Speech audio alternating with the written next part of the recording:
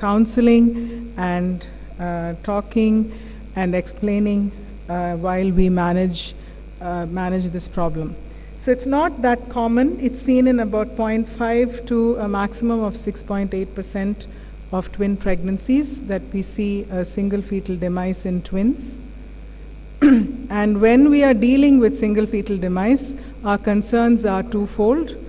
The concern about the surviving twin, how are we going to follow up the well-being of that baby, and how are we going to time delivery, and concerns about the mother, the medical issues or medical concerns that we may have, and the emotional support that she and indeed her family will need. What could be the cause is the first question that comes to mind. And very often factors that cause a single fetal demise in twins could be factors that are operational in singletons, such as severe growth restriction, placental dysfunction, and these factors would operate in twins as well. In monochorionic twins, in addition, you have vascular complications such as twin-to-twin transfusion syndrome, which cause an increased chance of single fetal demise. In the monoamniotic twin, you have cord entanglement, which is a cause of single fetal demise. So we need to actually weed out and try and understand what is the factor that may have caused the demise. But once we see a fetal demise, single fetal demise, what are the factors which influence outcome? First and foremost would be chorionicity, and then the gestational age at which this demise, fetal demise had happened.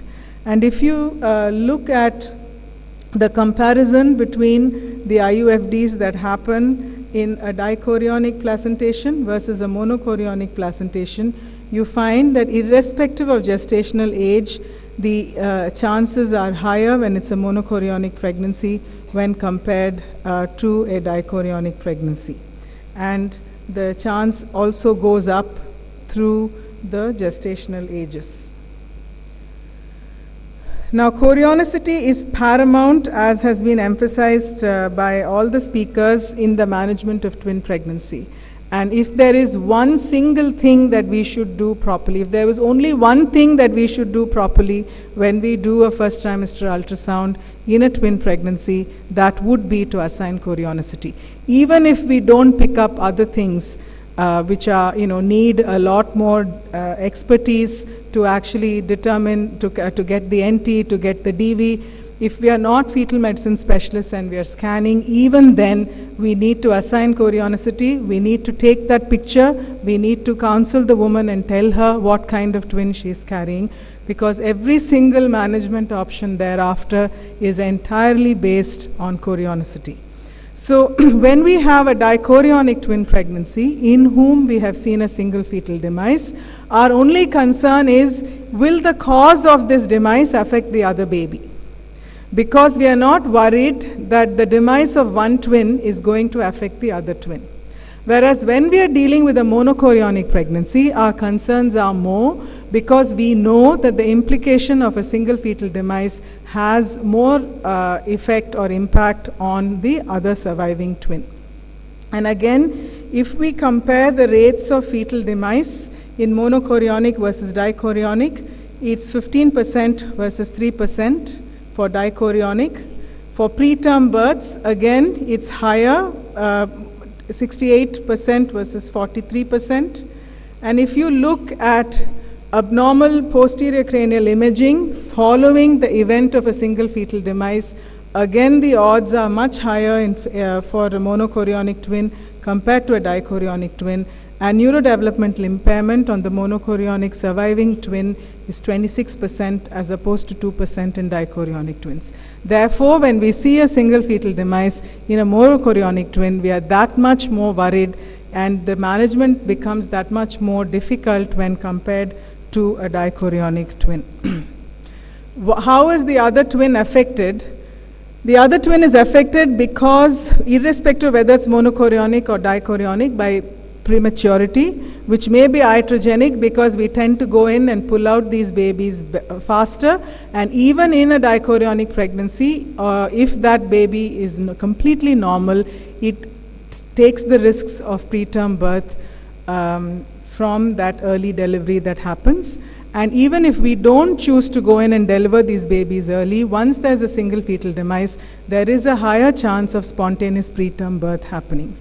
Of course, when we are dealing with in monochorionic twins, we are worried about the multicystic encephalomalacia and multi-organ damage that can happen because of the presence of the vascular communications that Mala was talking about. So why does this happen in monochorionic twins? The original belief was that once there is an IUFD of one twin, there is thromboplastic material which goes through those vascular channels, resulting in infarctions and cystic changes in the organ systems. But increasingly, the thought process has changed to the fact that there is hypotension at the time of demise in the twin which has the IUFD, and therefore there is a back bleed, as it were, through the vascular channels from the surviving twin into the twin that has died in utero, and this results in congestion of the twin that has died on some occasions, but certainly anemia in the surviving twin. And this anemia results in complications in the surviving twin. So there are many studies which have looked at this, but this one study where they sampled 8 pairs of MCDA twins, and they sampled them, and 5 of those pairs had an IUFD of one twin, and they sampled all those 5 pairs again, and they found that while none of those pairs of twins were anemic before, all 5 after the IUFD were anemic within 24 hours. There are also case reports where they have delivered a baby after a co-twin demise within 30 minutes and found that the delivered twin was actually anemic. So all this goes to show that what happens very, very quickly soon after the demise of the first twin, and there is no advantage or no protection that we confer by immediately delivering the surviving twin. And that is a reflex that we must try and avoid, because we are imposing prematurity on that baby without decreasing its chances of any neurological damage. Now, like I said, in the dichorionic twin, we are not worried about these vascular channels. We are not worried about increased implications. But whatever caused the demise of the first twin may also affect the second twin, and that is something that we need to look for. If we think that it's a placental cause and there has been growth restriction, then we certainly need to watch the mother for hypotension. But generally, there is no increased impact on the DC co-twin. What about the impact of gestational age at the timing of the IUFD? The first trimester vanishing twin is something that happens far more often than we actually see, and a large proportion of babies which may be twins in the very early first trimester are actually singletons by the time we even scan them at 11 to 13 weeks. But the question is, does it matter if this was a monochorionic twin? And we don't really have the answer. And there are people who believe that some of the unexplained cerebral palsies that we see could be because of a very early fetal demise or a vanishing twin in a monochorionic twin. But they say, and there are case reports where an IUFD has been seen as early as 12 weeks in an MC pair with resulting neurological damage in the monochorionic pair. But we have no means of actually saying whether that early first trimester IUFD was the cause of this neurological damage or not. So the risk to the co-twin is the risk of co-twin death, like I said, is 6 times higher in a monochorionic twin. The risk of prematurity, there is no difference, no statistically significant difference between the two, and the risk of neurological sequelae is 4 times higher in the monochorionic twin. What about the mother? In the mother, really, we are more worried about her psychological support and the fact that she's she has lost one of the 2 babies that she's carrying.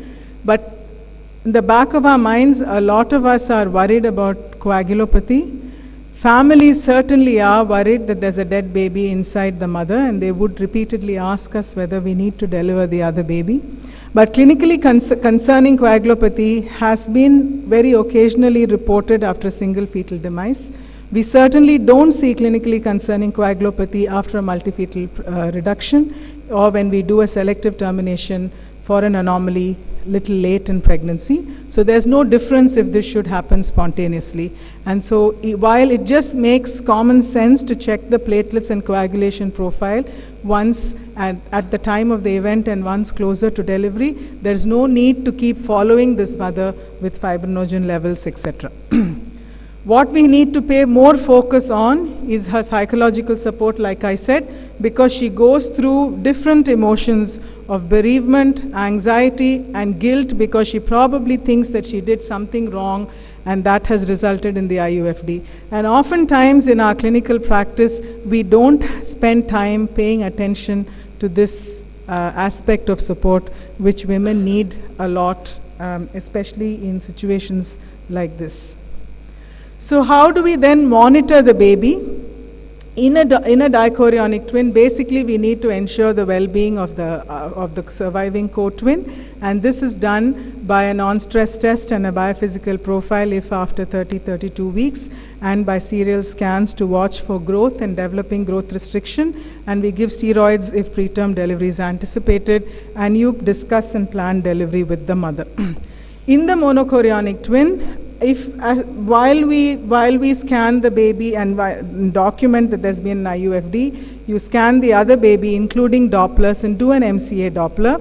The MCA Doppler may or may not show anemia because we don't know how long it has been since the time that this IUFD had happened. So the fact that the MCA Doppler is not showing anemia may be reassuring, but it doesn't mean that a problem has not happened. And so we need to watch and especially do a detailed head scan as we follow this baby. And in a lot of units, the protocol would be to do an MRI 2 to 4 weeks post-demise, because that's the time frame where you expect to see any changes if there are going to be changes visible on the MRI. And a normal MRI, if done 2 to 4 weeks post-co-twin demise, is normal. That is possibly reassuring. So if the IUFD happens in a pre-viable gestation, like I said, in a dichorionic twin, there's possibly no effect. You just monitor the baby. In a monochorionic twin, it's a little bit more challenging, so we need to counsel in detail. And if the couples don't want to take the risk and opt for termination, then that is a decision that we should learn to support. And we time the delivery electively for about 37 weeks. And we can attempt a vaginal delivery if this baby is completely normal. And we need to ensure that there is neonatal care planned and support is available. Now, while we focus on the baby that is growing well, at the time of delivery, we shouldn't forget that a stillbirth has happened. And therefore, we need to simultaneously motivate the couples to send that stillborn fetus for autopsy along with placental studies, because we need to identify the cause of what happened. And we had an extremely good talk on how useful autopsy and placental studies are in achieving the diagnosis. In fact, Dr. Jaiman, only the other day, 2 days ago, I was telling a colleague of mine that while we study, especially, as obstetricians today, it's increasingly fetal medicine and ART that are capturing people's attentions because they're very high profile. They give you a lot of oomph, I think, to be there. But there are a lot of other specialties that actually we need, and we need good people to support this work that happens. And clearly, perinatal pathology is one such, and we won't be anywhere without those answers. So coming back to the talk, is it preventable? Can we prevent single fetal demise? More often than not, we can't. But as Mala and Dr. Geeta have mentioned, you could stratify risk and you could optimize maternal disease. So when you have maternal disease like hypertension, diabetes, preeclampsia, you are more concerned that there could be a problem. When there's a discordance in anatomy and growth, you are more concerned that there's going to be a problem. And in fact, if you have a discordance in growth to a point where there is a discordance in Doppler, there will be a point in time when you're actually thinking this may result in the demise of one twin. And in a monochorionic twin, that actually brings us to a big dilemma as to, is there anything that we can offer? What we can offer is limited and not simple, but sometimes there can be solutions like cord occlusion that we can think of. So in monochorionic twins, if we screen religiously for twin-to-twin transfusion and selective IUGR and pick it up and offer therapy, sometimes we may be able to avert a co-twin demise or at least minimize the impact on one baby if we offer treatment at the appropriate time and equally follow monoamniotic twin. But that would mean that you have dedicated twin units and people learn to refer complicated twin pregnancies to those units, which will follow protocols, because trust me, as we follow twins, there is a lot more that we don't know than we actually know. So it's not always preventable, but like I said, with specialist care and some detailed counseling in some situations, it may be appropriate to offer intervention. What do we do with unknown chorionicity? In the ideal world, the situation will not arise, but more often than not, we are left with babies seen late in second trimester where we don't know what the chorionicity is. And we all know that by the time we cross 16 to 18 weeks, we will lose those lambda signs and we will not be able to know whether it's dichorionic or monochorionic. So they recommend that you can do zygosity testing from DNA studies on amniocytes, but I don't know if this is practical. It's just something that is there in literature. And generally the dictum is, if you don't know chorionicity, manage as a monochorionic twin. Now if you don't know chorionicity and you think there is impending demise, then we may have to balance the risk of a potential neurological damage versus prematurity, and that will depend on your viability and how good your NICU is in actually salvaging the babies if we choose to deliver. So it is a challenging problem and the solutions are not often simple, but if we follow the ground rules and the protocols, we will very often be able to give the mother at least one live baby at the end of what is often a traumatic process where she expects to have more than one, and as she receives that one baby, it's usually a kind of sweet sorrow kind of situation. And with that, I'd like to invite you to the RCOG World Congress 2014, which is going to happen very close to home in Hyderabad. And I think the abstract submissions are still open for a couple of days. And to inform you that our 11th Part 2 MRCOG course is happening in January. So if you know anyone who's interested, please ask them to email to this ID. Thank you very much. Thank you, Dr. Uma, for making the topic simple and giving us clarity about the management. We move on to the next topic by Dr. Geeta Kola, discordant for anomalies. What is discordance? Discordance is difference. It could be discordance in growth. It could be discordance in anomaly, right? That is, one baby may have an anomaly, the other baby may not have it. So we're going to talk about discordancy, and the storyline would be, I would be talking, most of this has been covered by Dr. Mala, so I'll try to rush them through. We know that the incidence of twins is rising thanks to rising maternal ages, delayed childbearings, and a lot of infertility work and assisted reproductive technologies. Number of fetuses would be single, number of fertilized eggs, number of placenta, number of, this we would repeat, we would not be tired of repeating, because we do not wish to see a report saying it's a case of twin pregnancy.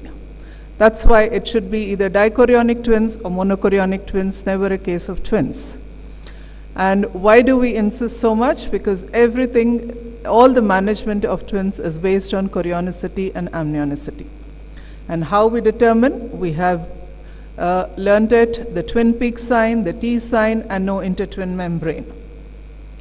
We mentioned that the twins are at risk of discordance. They may be discordant for anomalies, they may be discordant for aneuploidies, they may be discordant for growth and discordance. So those that we have covered, we will now try to cover when twins are discordant for anomaly and aneuploidy. How do we manage them? Again, we would not be tired of saying we need to accurately label, especially if we are planning now any prenatal diagnostic technique. Or if you're going to monitor growth, unless you label, you're not going to be right in your approach to management of twins. So, what is the incidence of abnormalities in twins? We have read that there is a higher incidence of abnormalities in twins, more so in monochorionic twins. Then, why is it that it's more common? In dichorionic, because they are two separate eggs, so as we say, there is a different genetic potential, so there may be abnormalities.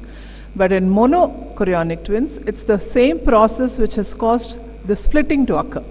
Whatever is the mechanism where one single egg has divided, that itself can lead, or there could be placental unequal distribution of inner cell mass. So this smaller cell mass may lead to abnormalities, or the third problem could be intraplacental anastomosis. So what happens? Why are we so worried? So what if one fetus is abnormal? It is because the entire pregnancy may be at risk because of associated polyhydramnios, and which itself may lead to prematurity, or there could be growth restriction.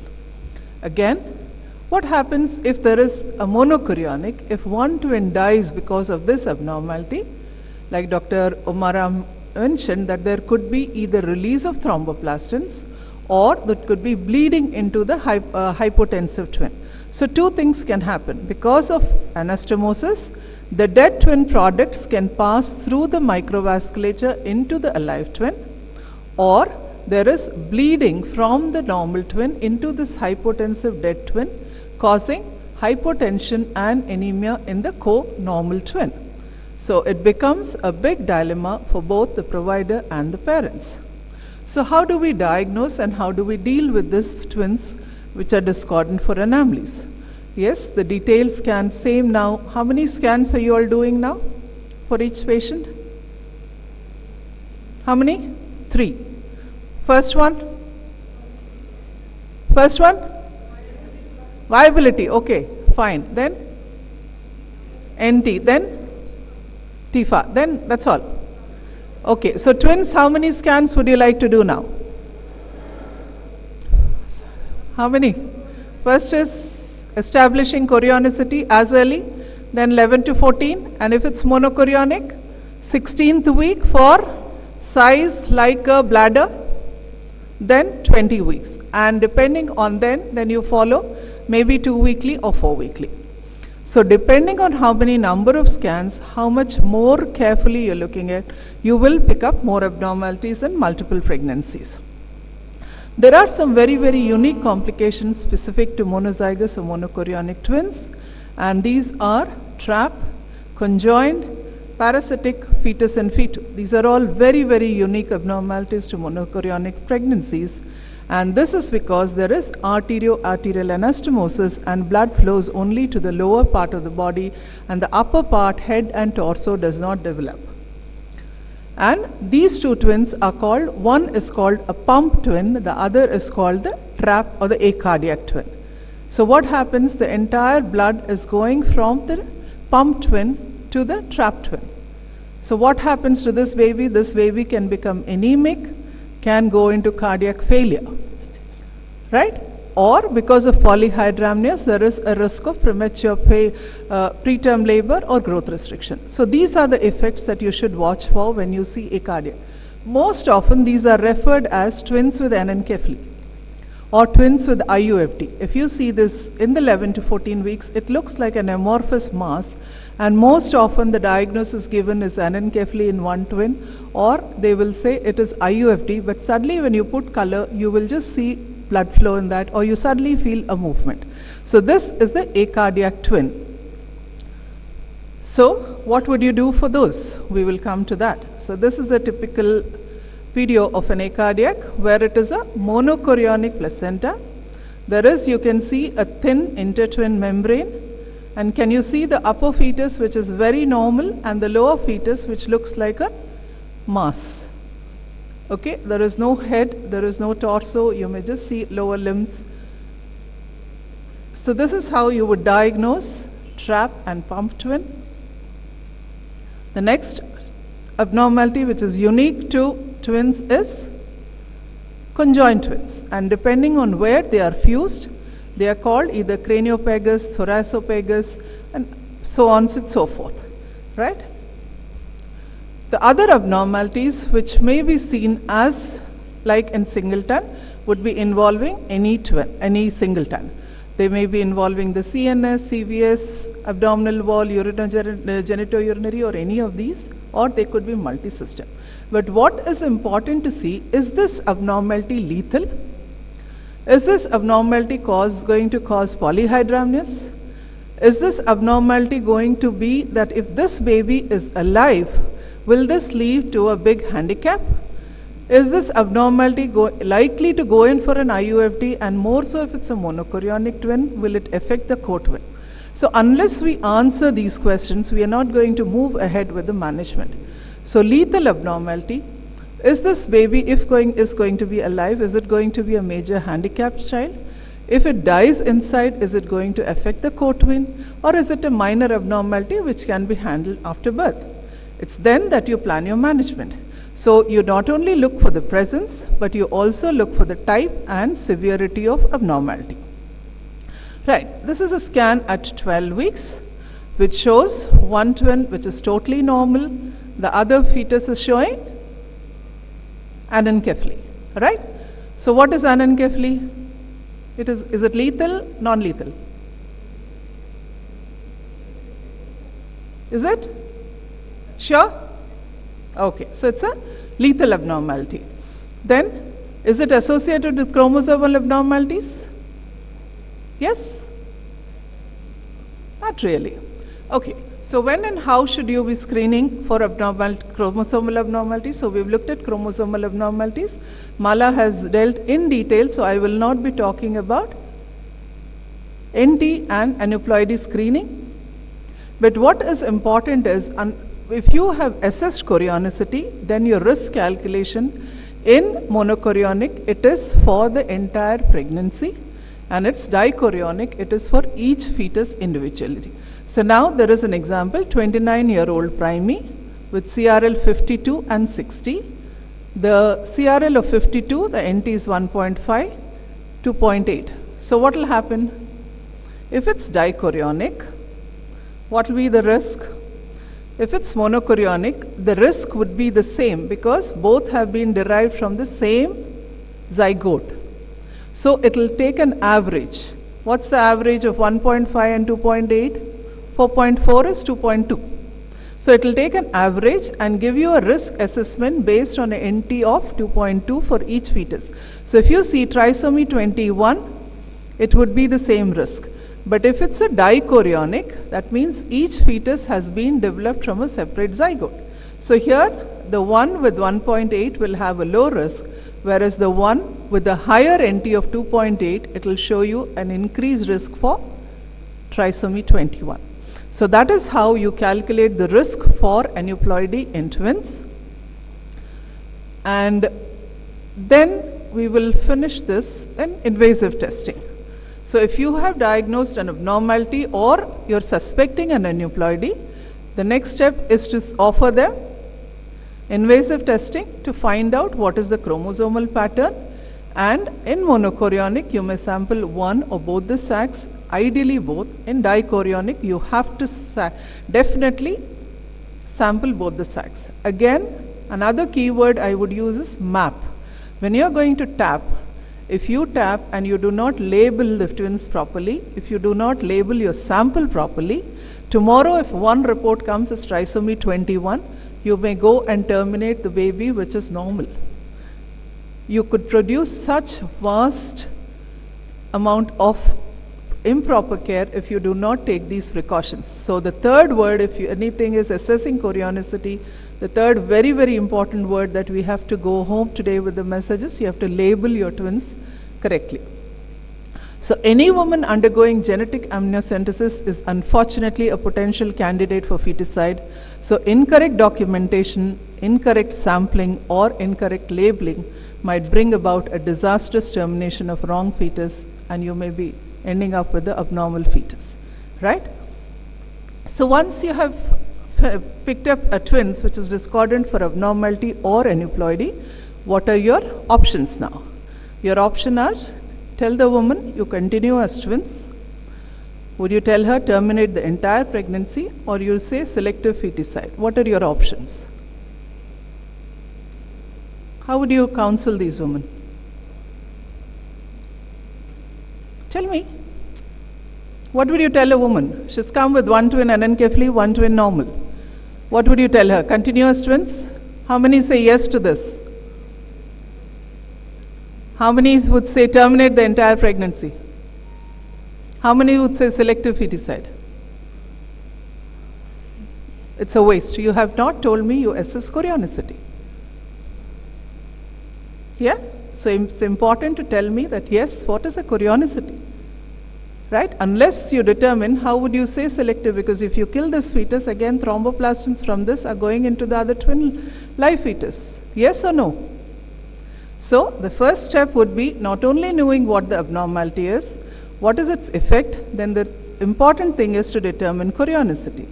And then you will sit across the patient and counsel them about the various options. You will advise, you will guide, you would help, you would assess, support, and finally give your service. So this is what is your role. You're not the one to decide what you're going to do. It is for the patient to decide. It is for you to support and guide and tell her the options. Because the patient is going to be confused, lost, unsure, and perplexed. So if you give your advice and based on the prevailing laws, prevailing about this patient's moral, religious, and psychological, let her take the final decision. Now, coming to the trap, you could manage these patients conservatively. But you know that this fetus is likely to go in for cardiac failure and anemia. So how can you monitor anemia in a fetus? You can look at the MCA, peak systolic velocity. So you can monitor these babies serially. You look for the trap twin increase in size. It is said if the trap volume is increasing or if there is anemia or cardiac failure in this fetus, normal fetus, then you can go in for some intervention. Otherwise, you can manage these patients conservatively. Or you could opt for cord occlusion. What is cord occlusion? You're going to pass some radio frequency ablation or bipolar cautery, and you're going to you're going to occlude the cord. So by occluding, what are you doing? You're not only seeing that this arterial anastomosis is blocked, but also preventing these substances from the dead twin to travel. Do you understand?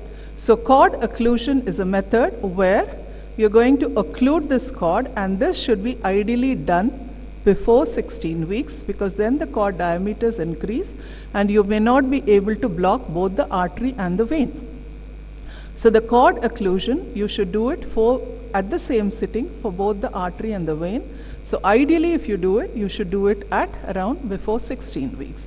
And you could either use the fetoscope or the ultrasound. You could use fetal laser coagulation, or you can use bipolar cautery. So once you can manage it conservatively, or you could do interstitial laser cord occlusion, this dead twin trap will not really cause any damage and the survival rates for the normal co-twin will increase. Now coming to our second example, twin pregnancies discordant for anencephaly. The second patient that I presented, the gestational age was about 11 to 13 weeks. Here I am worried that the polyhydramnios in the anencephalic fetus may produce preterm labor, but I want this normal co-twin to survive longer. So what can I do? Again, choices. Expectant, if there's gross polyhydramnios, do an amnioreduction, or think of selective feticide. If it's a dichorionic, we can do intracardiac potassium chloride, or if it's monochorionic, the same cord occlusion technique can be used. So when there is a lethal abnormality in one twin, you can manage this very, very conservatively without any interventions. Monitor this normal co-twin, look for signs of polyhydramnios, look for signs of preterm labor, and manage it accordingly. But if it's dichorionic, you can give an option of intracardiac potassium chloride, or do a amnioreduction if she develops gross polyhydramnios, right? Now, if it's the same anencephaly with monochorionic, again you're worried that if you do intracardiac, you cannot do intracardiac. So one very, very clear message is no intracardiac potassium chloride if it is a monochorionic twin with an abnormality, because we know there could be hemorrhage or release of thromboplastins with death and disability in the co-twin. So what can you do? Again, expectant or cord occlusion. Right. So there was a systematic review which said that if twins with one anencephaly and one normal, they followed up almost 58 cases. They offered selective feticide only in 17 cases. The rest were followed expectantly, and they found that there was no statistic difference in the perinatal survival. So twins with one twin lethal abnormality can be managed expectantly with no intervention. Because by doing expectant management, you're actually improving the outcome for the normal co-twin. By interfering, you may actually produce more of preterm labors. Whenever you have to think about interventions, you have to think about what damage am I causing to this normal co-twin. Is it best to leave it alone, or is it best to intervene? If I intervene, what am I doing to the co-twin? What am I doing to the normal twin? And there is substantial risk that if the child was born, it would suffer from such physical or mental abnormalities. Only then think of interventions. So when would you really want to intervene? It's a non-lethal abnormality but causes serious handicap. The most common example is Downs in 1. It could be ventriculomegaly in 1. It could be Dandy Walker in 1, which it's not going to be lethal, but this child would be a social and a mental handicap. It is in these cases that you would really think of any interventions. So the common indications would be chromosomal abnormalities in one twin, major structural abnormalities like Dandy Walker, or genetic disorders. So you really need to balance your risk when you are thinking of an intervention.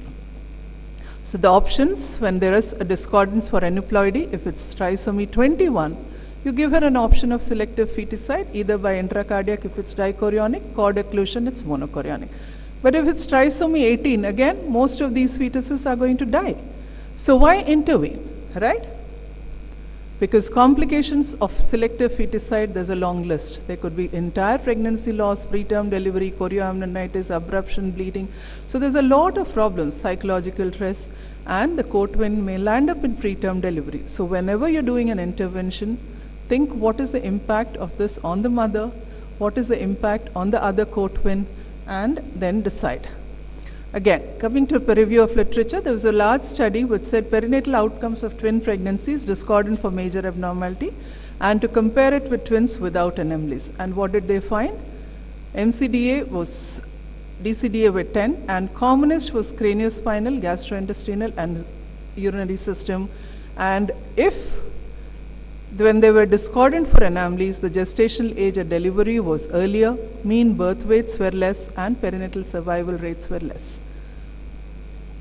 So to conclude our chapter on multiples, you do diagnose multiples, but also assess chorionicity, accurately date them, accurately label them, screen for aneuploidy and structural malformations, monitor growth, plan their delivery. Dichorionic and monochorionic twins discordant for anomalies need a very, very individualized approach. When you are giving them the options, consider chorionicity, amnionicity. What is the type of abnormality? Is it lethal, non-lethal? Does it cause handicap? Does it cause polyhydramnios? What is the gestational age at presentation? She's already 34 weeks. Why meddle with her at all? And what is the risk of pregnancy complications? Consider expectant management in lethal abnormality, but consider selective feticide when it's a non-lethal abnormality, and decide whether it is intracardiac potassium chloride if it's dichorionic, or cord occlusion if it's monochorionic. Thank you. Thank you, Dr. Geeta, for your interesting and interactive talk, which held our attention even in the end of the day. Thank you. Now this session ends. We'll have a vote of thanks by Dr. Ramakrishna Raj Garu. This is to express our thanks to the respected speakers and to the audience, Unless audience are deeply interested and gather many, the speakers won't have the enthusiasm to speak long hours. We thank you for coming in and participating it and carrying the message of the scholarly expositions given by our guest speakers and also our local